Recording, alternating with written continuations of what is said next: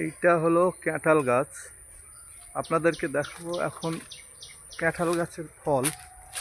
সরাসরি আমি যাচ্ছি এখন। এটা কাঁঠাল, বা এখন এঁচোড় অনেকেই বলে খাবার জন্য। এঁচোড় দেখুন, ছোট্ট ছোট্ট এঁচোড় ধরে আছে।